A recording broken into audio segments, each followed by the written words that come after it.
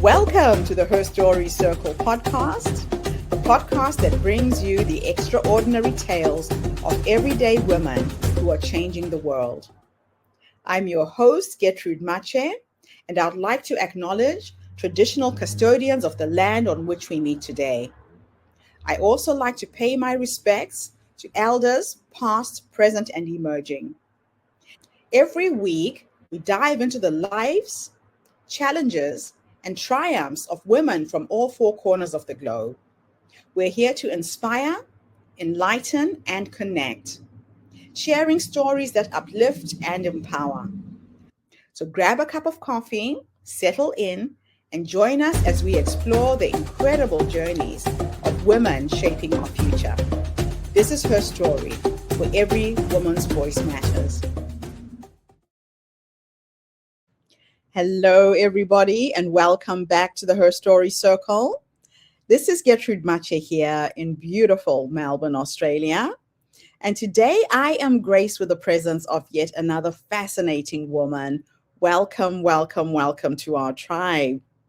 Please tell everybody your full name, where you're based, and share your story with us today.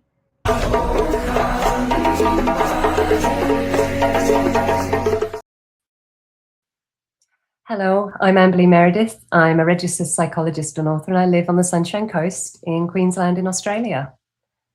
And the story I'm going to talk about today is a very personal one, but also relating to a lot of the work I've done as a professional psychologist.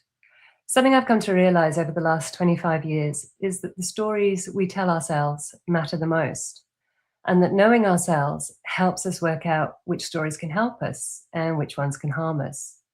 And this became even more true for me 13 years ago. On the 12th of the 12th of the 12th, the day the Mayans predicted the world would end, part of my world did end. About 6 weeks before this date, my husband and I had lost our first child in a miscarriage, something we'd waited 7 years to feel ready to start our family, and were understandably devastated. I remember sitting on the couch one night and hanging on to my husband and just saying, at least we still have each other. Then on the 12th of December, on a grey New Zealand summer's day, I was finishing my lunch, watching the long grass on our land blow in the wind, when a police car arrived. And like many people who've had a traumatic loss, I knew without knowing. And I raced around the back of the house, and in my head I kept saying, give me a coma. I was pleading, give me a coma. After the policeman identified who I was, this poor soul, he could only tell me the words, he's gone. And the world fell away from me, and I found myself on the floor, screaming, crying. But I knew I had to get up. And that voice handily pointed out that I was hanging on rather tightly to the policeman's trousers. And if I pulled too hard, they might come down, and that really wasn't going to be a very good look. And in that moment, I actually told myself something very powerful. Humor is a very big part of who I am, how I work. And that moment was telling me that I was going to come through this, that part of me was still going to stay true to who I was. The voice spoke to me again when I came into the house, and this time it said, can I skip to the part where I'm okay? And this wasn't about me not wanting to do the work. As a psychologist, I know you've got to do the work. But it was reminding me of the great privilege I've had witnessing so many people heal from trauma. And it was giving me hope that one day too, I'd be able to say, I'm okay, and actually really mean it. The voice spoke again after the policeman left, and this time it spoke out loud to my husband. And this time it said, I understand. I know why you've gone. And whilst my husband had been a victim of a car crash, I knew I wasn't going to be a victim of grief, because this acceptance allowed me to actually start processing my feelings straight away. And the first one was this overarching fear. To this day, I still can't tell you exactly what I'm afraid of, or what I was afraid of, I should say, in that moment. But it was overwhelming. And the voice said, you can't be alone. You need to be with someone. And so I rang my neighbour, having called my parents in Spain. And this beautiful man, Dave, and his wonderful wife, Kath, came and looked after me for a few days. In the evenings, my brother would call me, and he would sit on the phone not knowing what to say, and I couldn't say anything. So he let my tears tell the story and just sat with me for as long as I needed while I cried. Grief can be brutal. It is painful, and it is lifelong, but we learn to live with it. And if we allow ourselves and we choose the story, it can also bring us to amazing peace. The story we tell ourselves shapes how we feel and shapes how we heal. And because I was able to tell a story that was based in acceptance and compassion and understanding, when I ran into triggers, and helpfully being a psychologist, I knew what was happening. I could help ground myself. The first time a police car drove back onto my driveway, a few days later, I had a panic attack. And I was able to recognize what was happening. And I told myself, you're going to see a lot of police cars. You can't have a panic attack each time. And that was ironically, helpfully true, as I actually ended up in a relationship with a policeman for a number of years. And I certainly saw a lot of police cars. Every time I see the car that my husband died in, I know it's a trigger. It's predictable. So as soon as I see it, I just talk to myself, reassure myself, remind myself of where I am now and what's happened. The self-awareness I'd developed over years of working as a psychologist through reflective practice, through using the techniques and theories I was telling others about, had allowed me to amass a lot of self-knowledge. And self-knowledge shaped that journey for me. I know that when I'm stressed, I tend not to eat. And so I'd encourage myself to eat little and often so I didn't lose too much weight. I knew movement helped me process my feelings. And when I couldn't get out the house, the voice would encourage me to go take the dog and just run or walk. And if I fell down at the side of the road because I couldn't bear running without my husband, I just let myself do it and said, this is normal. This is okay. This is what happens. That internal story we tell ourselves can be a critic or a supporter. It can be an encourager or a judge. And knowing which stories are going to help us and which are going to harm us can help us navigate through these difficult times, whether it's grief, trauma, or any other kind of challenge. Grief and growth both come in moments. I don't necessarily think we always have one moment of transformation. Sometimes it's a series of realizations that gradually show us in time things have changed. We have changed. I didn't think I'd ever be able to work again as a therapist. I didn't know how I could sit in a room and stop my feelings affecting someone else or be able to hold that space. And then one day, clients asked if I was ready to come back, and I checked in and said, I think so. I'll let you know if I'm not. And they said, it's okay, Amberley. We trust you. The local health service offered me work. They said, can you do 3 days a week? I said, no, I'll try 2. I did my first day and I rang them and said, no, I can do 1. I can't cope with more. I knew my limits. And these beautiful people trusted me.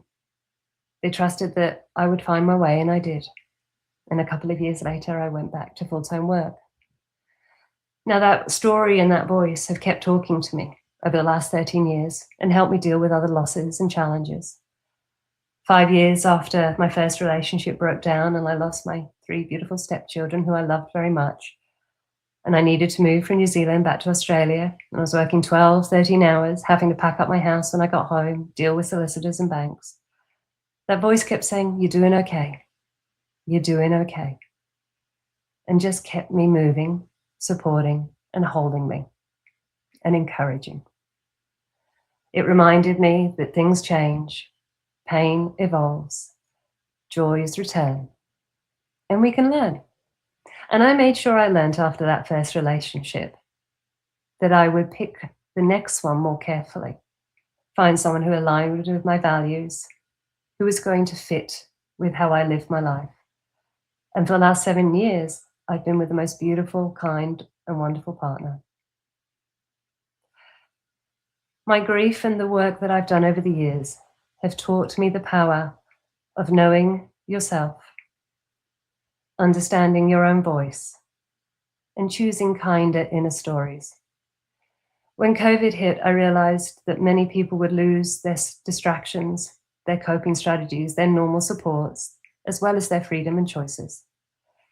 And this, combined with my own journey, led me to create the Adaptable Sustainable Psychology Collection, a series of 4 interactive self-help books that are designed to help people come to know themselves, meet themselves with compassion, and take small steps. Small actions eventually lead to big shifts. And I found that self-compassion and self-knowledge and small steps can help lead us towards long-term emotional resilience. It's been a long journey, and there are no shortcuts, but I'm here and I'm still finding joy in life every day. Wow, what a journey you've been on. I can't even begin to imagine what it's like to lose a child, but to lose your husband as well in such a short space of time. And it sounds like everything you went through has kind of led you to the point that you are now, that you're empowering, supporting other women. But if you take us back to that 12th of the 12th of the 12th, what did that day feel like, sound like, and look like to you? And have you been able to replace that memory with something else? It's funny, it felt like there was no sound. Everything was so quiet. There was this sense of my whole life being ripped away and not knowing who I was. I didn't understand my place in the world if it wasn't to build a life with my husband. We were exceptionally close and we worked together and did most things together. And it was the silence more than anything that struck me. And I think when I look back now, the way I see it is it's a guide for understanding others. It's a place to hold compassion and care, to resonate and recognize. And I think, like you say, it's helped me get to who I am today. And I wouldn't be who I am today without all of that. And I think there's that gratitude in there, weirdly enough, for that day, that I get to be me now because of all of those things that I've gone through. And I'm actually comfortable being me. So, what inner voice or insight helped you to anchor yourself when your whole world was collapsing? I think that self-knowledge really anchored me, that understanding of how I deal with things and what I need. I knew that I needed connection, so I reached out to people almost immediately, even though it was the hardest thing in the world to say those words. Ringing my parents and saying that Terry was dead was almost impossible. But that self-knowledge was what grounded me and guided me and kept popping up in my head almost automatically. Mm. So, your training as a psychologist did shape the way that you navigated the profound grief that you went through, correct? Absolutely. I mean, that was such a fortunate blessing for me because having worked with so many people with them through their grieving journey, I knew a lot of what it looked like. So I knew a lot what was normal. Often people will ask me, oh, is it normal that I cry every day? Yes. Is it normal that this is going on for 8, 9 months? Yes. And that it's so intense I can't stop it. So I knew those things. And that makes a big difference because when you start judging yourself for your feelings, you start this spiral. And then you can move into other negative thoughts. And then you just keep going. And you're adding on to what's already a huge situation. So that sort of knowledge and insight really did empower and support me. And it's one of the things I try to give people when I'm working with them is that in education, that insight and understanding. Now, what role did self-kindness play in the early days of your healing journey? The tenderness of how I felt was so important. Like, I felt raw and I had that absolute fear. So everything had to be slow and gentle and just softly. If I was harsh to myself, I don't know what I'd have done. So just allowing myself, like I couldn't sleep in my own bed. I don't think I slept in my own bed for a couple of weeks. Eventually I put a mattress on the floor. That took about 1 or 2 weeks as well. I don't know why, but I couldn't. And I just allowed myself that. And I let myself sit on the sofa and I said, I don't have to sleep if I don't want to. And I was afraid I would dream. I was afraid I'd dream of my husband because I have very, very vivid dreams and I couldn't bear it. And that self-kindness was really permission just to be and just gradually absorb what was happening. Yeah. Now, you've spoken about allowing feelings without trying to fix them. What does that look like in practice? Yeah, not very pretty. It's there's a good reason we try and avoid our feelings. It's really horrible sometimes and it hurts. It looked like me collapsing in a field when I was trying to do some gardening, or walking around the house from one room to another and just being on the floor. And it really did hurt. And I wondered if I'd ever be able to keep bearing that pain, and that how am I ever going to keep going like this if this is what life now is? And I had to just encourage myself, that gentle reminder, it could change, it could transform, it could be different. And all of those things allowed that space to be held. I mean, we have this like window of tolerance, we call it in psychology, where we can hold ourselves for a certain amount of time and then we need a distraction. So I would move in and out of those moments of grief. It couldn't be all the time. Yeah. Now, I know that they say that your emotions are like your children, that when they come to you, you don't push them away. A lot of times people want to numb the feeling, not feel it, push it away. And the more you resist it, the stronger it gets, right? Absolutely, yeah. So sometimes you just have to sit with it and let it have its way with you, and it passes through. And not judge it. Because the minute you're judging it, then you're bringing something else in, and it's that compassion. And I think that's one of those really important skills that I wish we taught in schools. I wish we had it, as part of our curriculum, that how to meet yourself with compassion. Go, oh, well, I've just lost my husband and my child. I'm going to feel like this. Yeah. It's okay. So what relationships or moments of connection became unexpected lifelines for you? You talked about your brother just sitting on the phone in silence, just holding space for you. I felt that is so beautiful. A lot of times people don't know what to do. Absolutely. And a number of people contacted me several years later and said they were sorry they hadn't been in touch because they didn't know what to say. I was really fortunate. I had some incredible friends, and they would ring me and they'd video call, and it was probably early-ish days of that happening, and they would just have breakfast with me. They would sit with me while I cleaned the house or did my dinner, and that held a space and a connection to the outside world, because I lived in a very, very rural area. I was on a big bit of land and had no one near me, which in a way benefited me because it allowed me just to safely collapse, but it also isolated me. And I made sure that I went and caught up with a friend at least once a week. It was kind of a little bit of a rule I had for myself, that once a week I go and have a lunch with someone or a coffee, even if I can't stay for long. And I gently pushed myself to do that because I knew that it would feed my soul, basically. And I'd actually only been in New Zealand for a year. My husband and I had been there so we had only just started to make connections, and the community there was incredible. You know, people out of nowhere were ringing me, turning up at my door, giving me hugs. That the warmth and love I got from the community was so incredible, and that made a profound difference. Yeah, that is the one thing I loved about living in New Zealand. The people are so caring. It is an incredible country in that sense.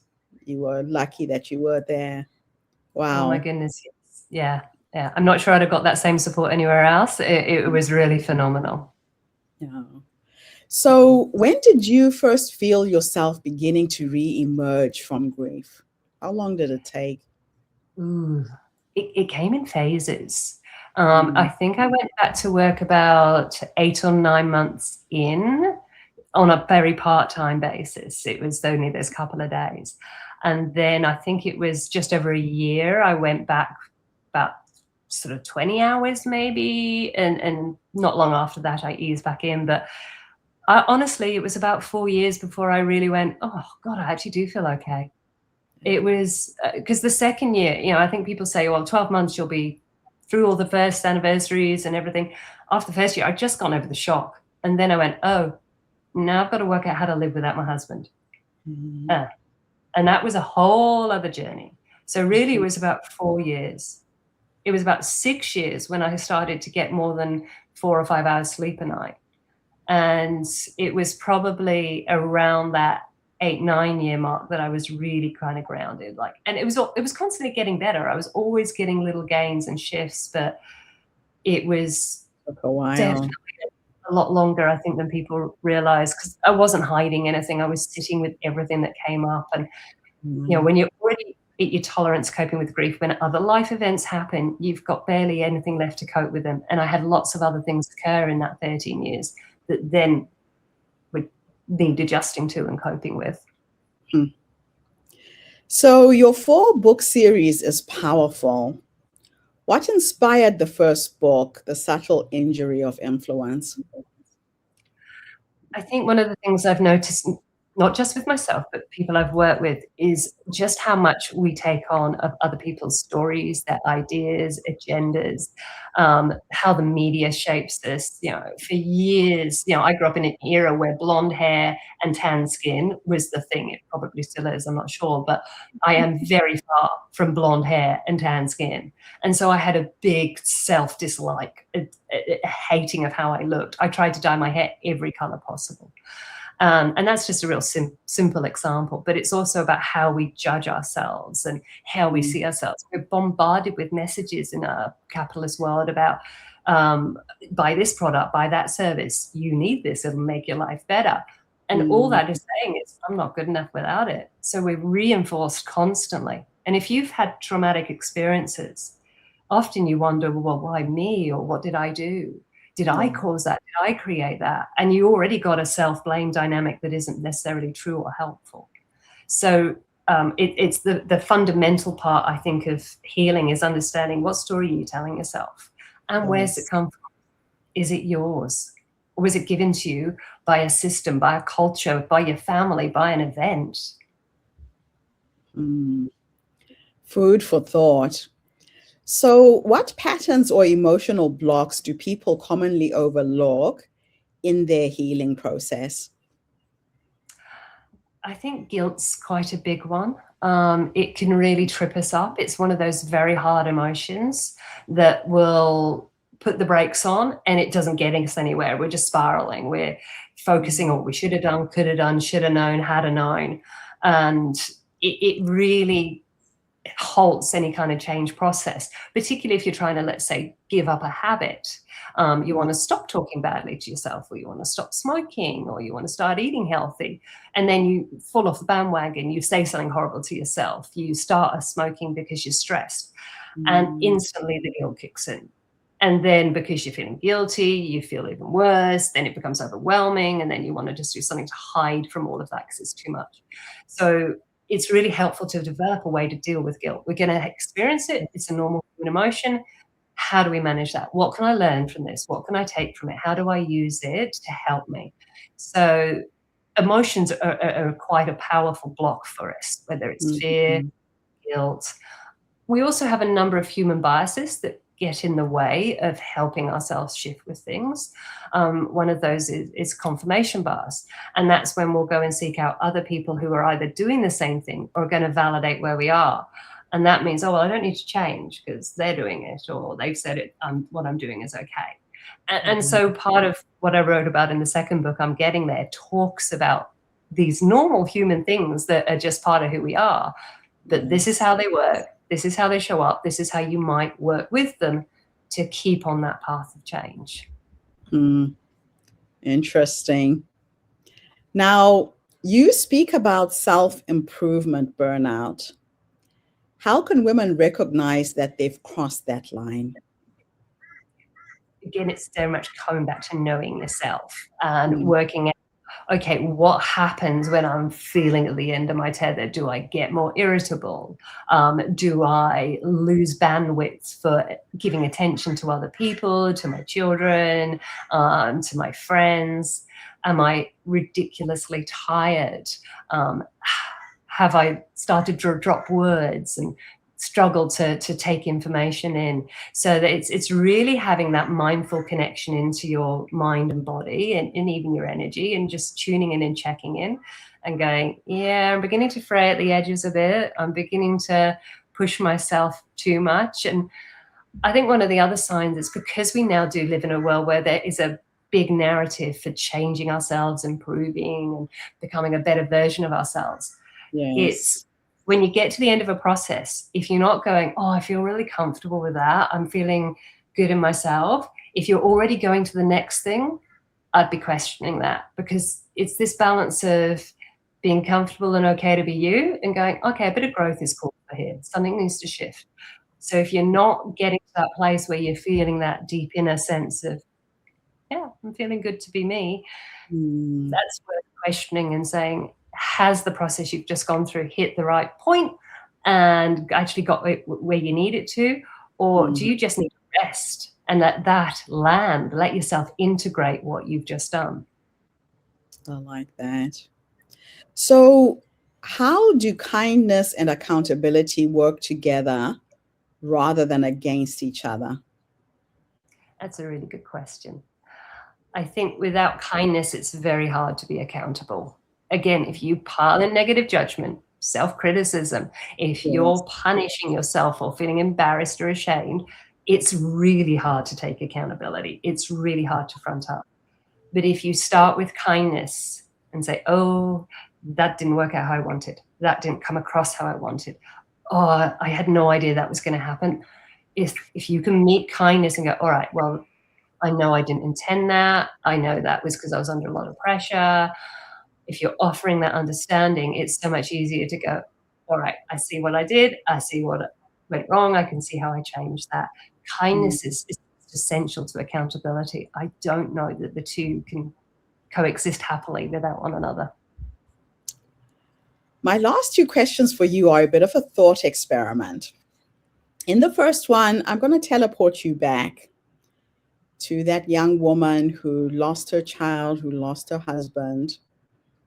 Just in case there's somebody who's listening to this podcast right now, if you could go back and give yourself three nuggets of wisdom based on what life has taught you up until this point, what would those three nuggets of wisdom be? Self-compassion, self-knowledge, and small steps. Meet yourself with kindness first.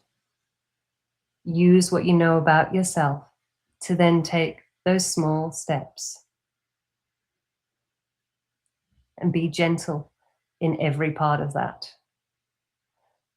I think that is the profound part of how I got to be here, that I met myself with compassion. I understood and knew who I was, and I just took small steps. Hmm, that is so true. It's not about running to get there. No, It's just about working through it day by day. yeah, life's a marathon, not a sprint. I love that.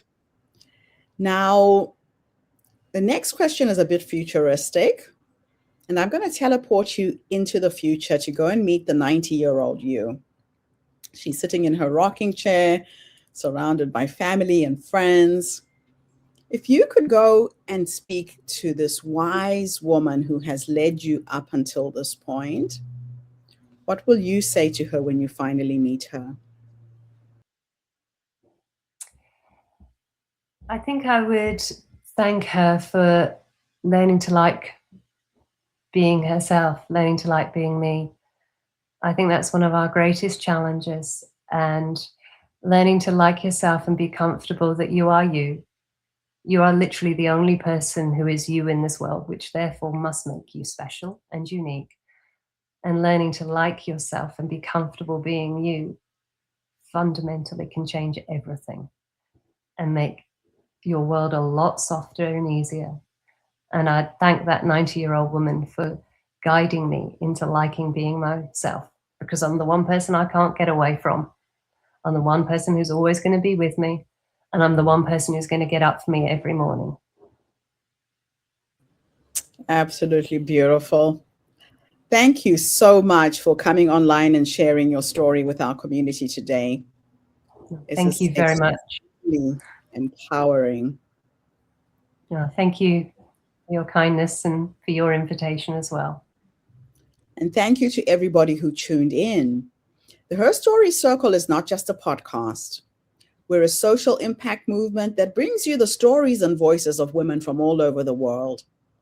We share our stories to uplift you, to inspire you, to energize you, but most importantly, to help take you from where you are now to where you're trying to go. So if you are a woman who has lost a husband, a child, a friend, a sister, a mother, and you are grieving, remember, you don't have to do it alone. Remember, it takes time. It will have its way with you for as long as it needs to. But be kind to yourself. I think we've learned a few really good lessons today. Or if you know someone else who is going through this struggle, please share this podcast. Tag your friends, your family on social media. Let somebody else get access to this knowledge as well. And reach out. Don't try and do it alone. Amberley is an expert who can help you, guide you, support you while you go through your grieving process as well.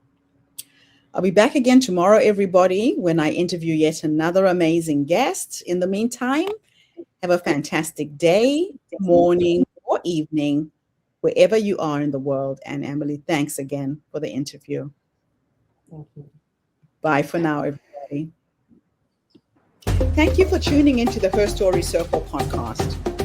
I hope today's story has inspired you to believe in the power of our stories and the difference you can make in the world when you use your voice. I'm Gertrude Mache, and it's been an honor to share this space with you, where voices from all walks of life come together to weave a rich tapestry of diverse perspectives. Don't forget to subscribe, rate, and review our podcast to help us share these stories with more listeners. Follow us on social media by looking for the Her Story Circle podcast for more updates. And join us tomorrow for another episode filled with courage, resilience, and empowerment. Remember, your story matters, and together we're building a stronger, more inclusive world. Until next time, keep making her story. Thank you so much.